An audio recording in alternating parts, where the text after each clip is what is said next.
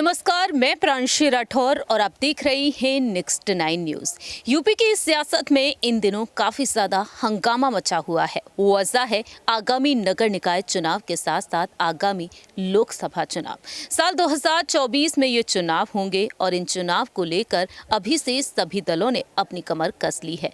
देखा जाए तो मिशन 2024 को ध्यान में रखते हुए यहाँ पर हर एक छोटे छोटे चुनाव में जीत हासिल करने के लिए सभी पार्टियां चोटी का बल लगा रही हैं और दूसरी ही तरफ देखा जाए तो सदन में जमकर हंगामा हो रहा है योगी सरकार के खिलाफ। जी हां, जैसा कि आप जानते ही हैं कि उत्तर प्रदेश में इस वक्त योगी सरकार है और योगी सरकार लगातार विपक्ष के निशाने पर बनी हुई है। यूपी में इन दिनों विधानसभा सत्र चल रहा है और इस सत्र के दौरान हर एक दल ने खुलकर अपनी बात को तो रखा, लेकिन साथ ही साथ जमकर नारेबाजी भी की गई है सदन में।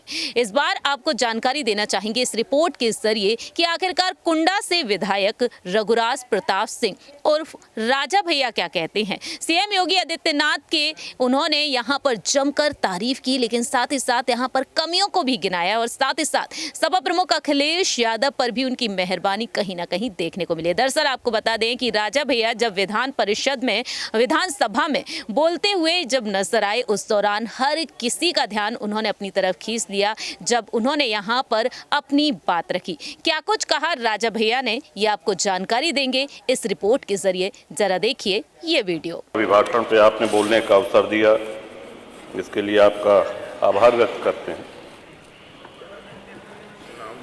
और अपने वक्तव्य में हमारा ये प्रयास रहेगा कि बहुत संक्षेप में बातें रखें। जो माननीय सदस्यों ने अभी तक इस सदन में कहा है उनकी बात कम से कम दोहराई जाए और ऐसे विषय रखे जाएं जिससे जो लोग हम लोगों को निर्वाचित करके भेजते हैं उस हर जाति वर्ग अगड़े पिछड़े हर समूह से जुड़ी हुई उनके हित की बातें, और यही जनसत्ता दल का सिद्धांत भी है। इसी पे हम लोग निर्वाचित होकर के आए हैं। श्रीमान,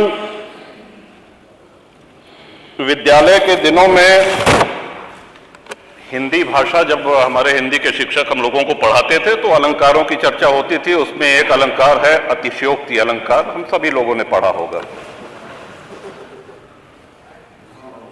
तो जब भी बजट पे चर्चा होती है या महामहिम श्री राज्यपाल के अभिभाषण पे चर्चा होती है तो मैं समझता हूं कि इस अलंकार का प्रयोग सत्ता पक्ष और विपक्ष दोनों भरपूर करते हैं।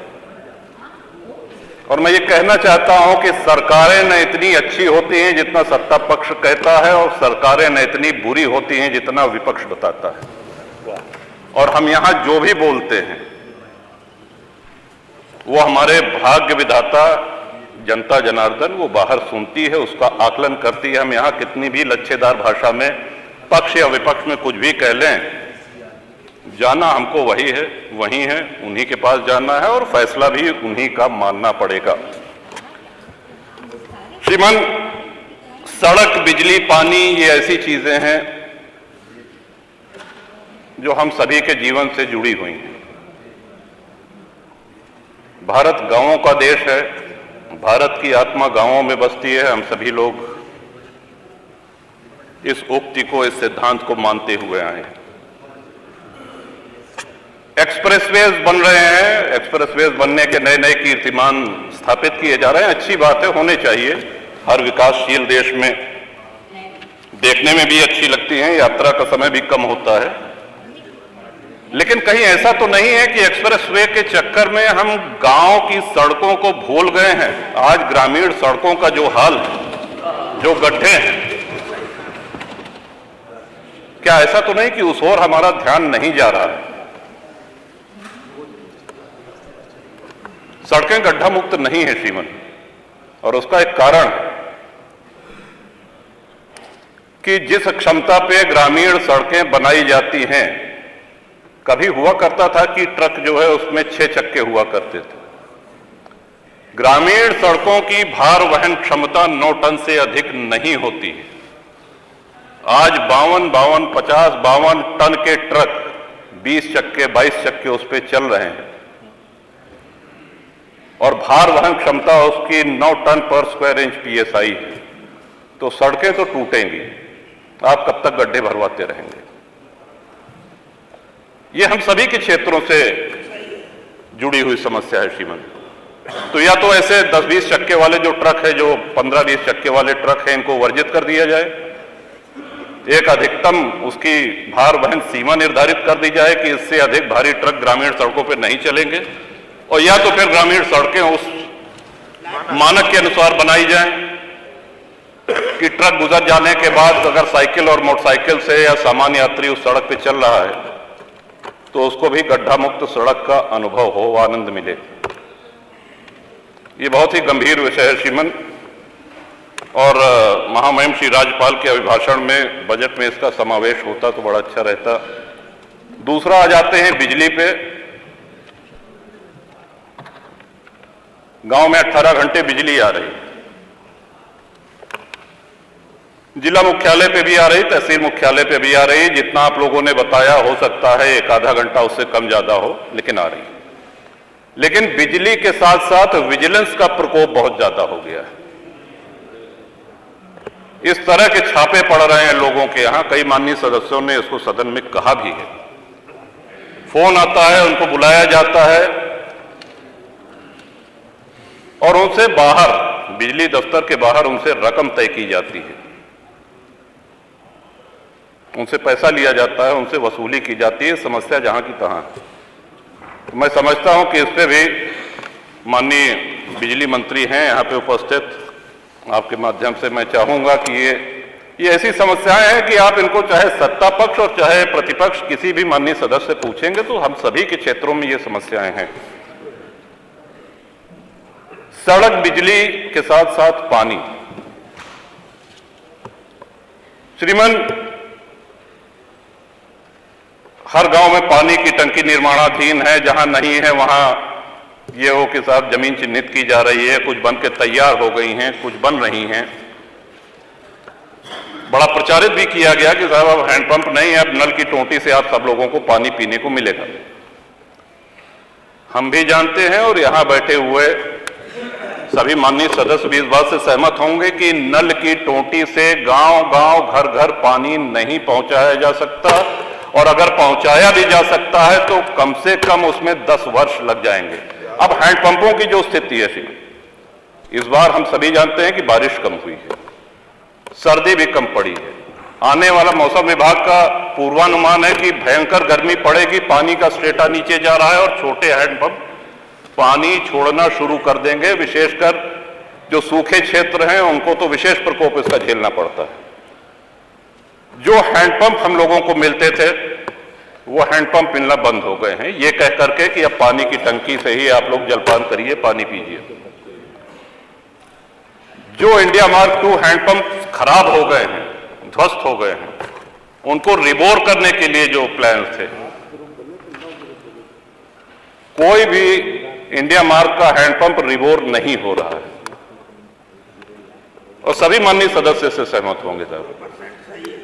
तो आपके माध्यम से सरकार से मेरा अनुरोध है कि जब तक घर घर टोंटी का नल, पानी की टोंटी नहीं लग जाती है, तब तक ये सुनिश्चित कराएं कि India Mark handpump, India 2 mark का हैंडपंप जो हम लोगों को मिलता था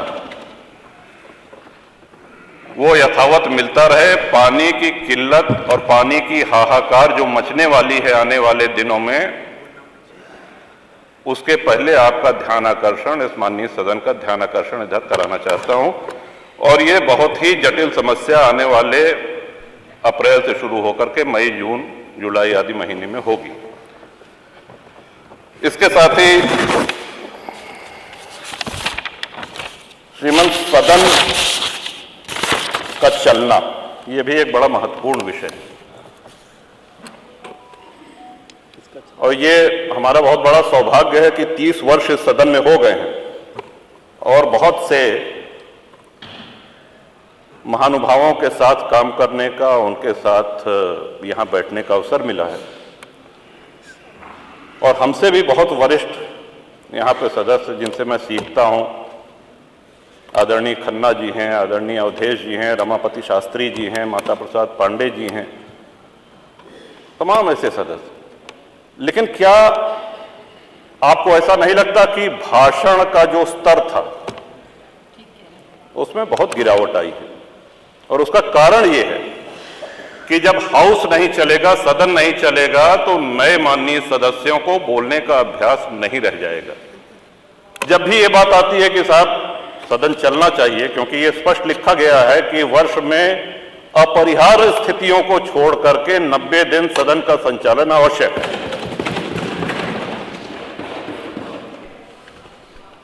लेकिन दुख इस बात का है, चाहे जो दल सत्ता में रहे, जब इसकी चर्चा होती है तो बहस इस पे होने लगती है कि साहब आपके समय में 19 दिन चला था, मैंने 20 दिन चलाया, या आपके समय में 20 दिन चला तो मैंने 21 दिन चलाया, और चर्चा यहीं पे हो हल्ला होकर के समाप्त हो जाती है। ये रिकॉर्ड तो बताया जाता है कि सबसे कम किसने चलाया, दूसरे नंबर पे कौन था। ऐसा भी हुआ कि इतने दिन सदन चला, इतने दिन। क्या कभी हमने ये जानने का प्रयास किया कि जब हमारा देश आजाद हुआ था तो कितने दिन सदन चला था, या जब से ये सदन चलना शुरू हुआ है एक वर्ष में अधिक से अधिक सबसे ज्यादा किस वर्ष चला है, और क्यों ना उस रिकॉर्ड को हम लोग तोड़ें। सदन से बचना क्या चाहिए? सदन के माध्यम से ही तो हम लोग अपनी बात कहते हैं, सदन के माध्यम से ही जन समस्याओं का निराकरण होता है, उनका निवारण होता है, लोकतंत्र मजबूत होता है। ये लोकतंत्र की आत्मा है। आत्मा को जितना मजबूत करेंगे उतना हम सभी लोग पुष्पित पल्लवित होंगे इस लोकतंत्र में। इसके साथ ही मैं ये भी कहना चाहूंगा श्रीमान कि आए दिन माननीय विधायकों के ऊपर मुकदमे कायम हो रहे हैं, और अक्सर धरना प्रदर्शन।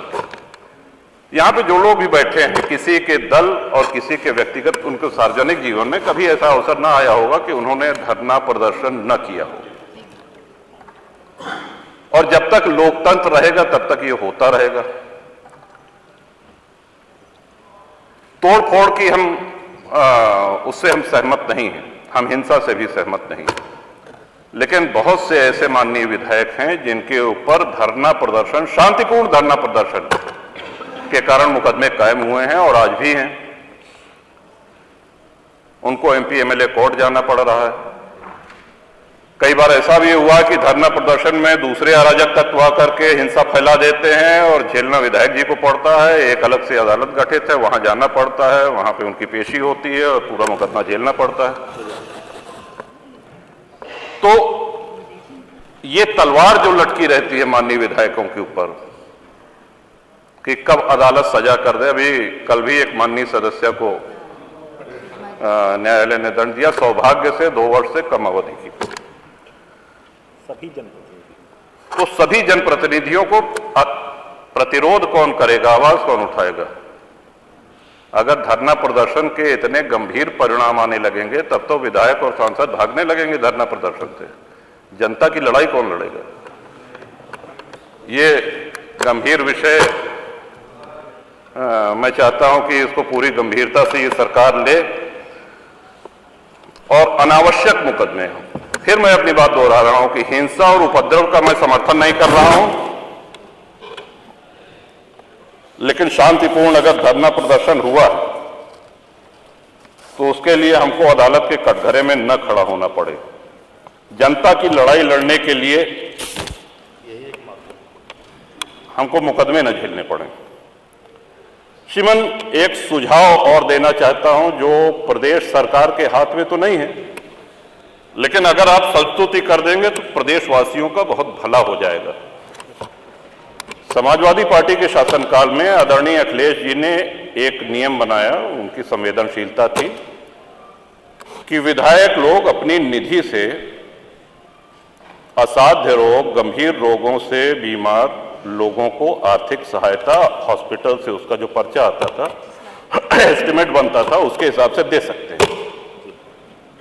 और उस योजना के कारण बहुत से लोगों की जान बची, बहुत से लोगों को चिकित्सा जो नहीं उपलब्ध हो सकती थी वो हुई।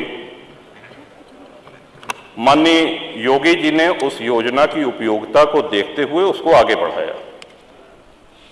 आए दिन श्रीमान चुनाव होते हैं, कभी लोकसभा का चुनाव, कभी विधानसभा का चुनाव, कभी विधान परिषद का चुनाव, और जब अधिसूचना जारी होती है तो हम लोगों को अपनी निधि व्यय करने में रोक लगा दी जाती है। मेरा अनुरोध है कि आपकी तरफ से, उत्तर प्रदेश की विधानसभा की तरफ से एक अनुरोध पत्र चुनाव आयोग को जाए। विकास कार्य भले रोक दिए जाएं, लेकिन जिस भी रुग्ण व्यक्ति को, जिस भी बीमार को कैंसर है, हार्ट डिजीज है, किडनी, लिवर आदि कोई भी गंभीर बीमारी है, तो उसकी वो बीमारी वो चुनाव आयोग की अधिसूचना समाप्त होने की प्रतीक्षा नहीं करेगी। तो ये मानवीय दृष्टिकोण पर श्रीमान ये अनुरोध है, और मुझे विश्वास है कि सभी माननीय सदस्यों की भी सहमति इसमें होगी। और इस तरह से सरकारें हनक से चलती हैं, जनसेवा से चलती हैं, और जैसा कि मैंने पहले निवेदन किया, 30 वर्ष में पहली बार ये अवसर आया है कि अपनी कार्यशैली पर, अपने कार्यकलाप पर योगी जी के नेतृत्व में सरकार दोबारा आई है, रिपीट हुई है, और ये बहुत बड़ी उपलब्धि है, बहुत बड़ी उपलब्धि है। श्रीमान, आज जहां हर तरफ, ठीक है, हमको राष्ट्र हित में, हमको प्रदेश हित में, हमेशा मेरे दल जनसत्ता दल का ये रहा है कि जो भी पिछड़े हैं, जो भी वंचित हैं, उनकी लड़ाई शुरू से मैं लड़ता आया हूं। लेकिन वहीं ये भी सराहनीय है कि आप जिस आसन पर बैठे हैं, उस आसन पर बैठने वाले आदरणीय अध्यक्ष जी, अगर देखा जाए कि उनकी विधानसभा में उनके सजातीय कितने लोग हैं। या माननीय संसदीय कार्य मंत्री जी बैठे हैं, शाहजहांपुर से लगातार 9वीं बार निर्वाचित होकर के आए हैं। कितने खन्ना मतदाता होंगे वहां पर, अपनी कार्यशैली से, अपनी संघर्ष क्षमता से और अपने व्यवहार से। क्योंकि विकास ही सब कुछ नहीं होता है, बहुत आवश्यक है। हम सब लोग यहाँ बैठ करके विकास की ही चर्चा करते हैं, लेकिन जनता जो हमारा आकलन करती है, विकास के साथ साथ हमारा व्यवहार कैसा है, हम कितना उपलब्ध रहते हैं, हम जनसेवा करने के लिए कितना तत्पर रहते हैं, इस पर हमारा आकलन होता है। जैसा कि आपने देखा, जाना किस तरह से सदन में राजा भैया यहाँ पर योगी सरकार की तारीफ भी किए, लेकिन कमियों को गिनाते हुए भी नजर आए हैं। लेकिन आप यहाँ पर कितना सहमत है राजा भैया की इन बातों से, ये आप बता सकते हैं कमेंट सेक्शन में। फिलहाल तो राजा भैया पारिवारिक विवाद के चलते काफी ज्यादा सुर्खियों में बने हुए हैं, क्योंकि उनकी पत्नी भानवी सिंह ने अपने ही देवर यानी कि राजा भैया के छोटे भाई अक्षय प्रताप सिंह उर्फ गोपाल भैया पर यहाँ पर शिकायत दर्ज की है धोखाधड़ी के मामले में। और ऐसे में राजा भैया अपने भाई के पक्ष में खड़े हुए। देखना दिलचस्प होगा कि आखिरकार यहाँ पर अब राजा भैया ने जो बातें रखी हैं योगी सरकार के लिए, आखिरकार यहाँ पर सीएम योगी आदित्यनाथ क्या कुछ बदलाव करते हैं। जो सड़कों को लेकर उन्होंने बात रखी, पानी की किल्लत जिस तरीके से होती हुई नजर आ रही है, और सदन में जो भाषण का स्तर जो गिरता हुआ नजर आ रहा है, आखिरकार यहाँ पर क्या वाकई में बड़े बदलाव देखने को मिलेंगे। केंद्र सरकार के क्या कुछ अहम फैसले होंगे, ये वक्त के साथ साथ ही पता चलेगा। फिलहाल हमारी इस रिपोर्ट में इतना ही। बाकी की तमाम अपडेट्स के लिए आप देखते रहिए नेक्स्ट 9 न्यूज़।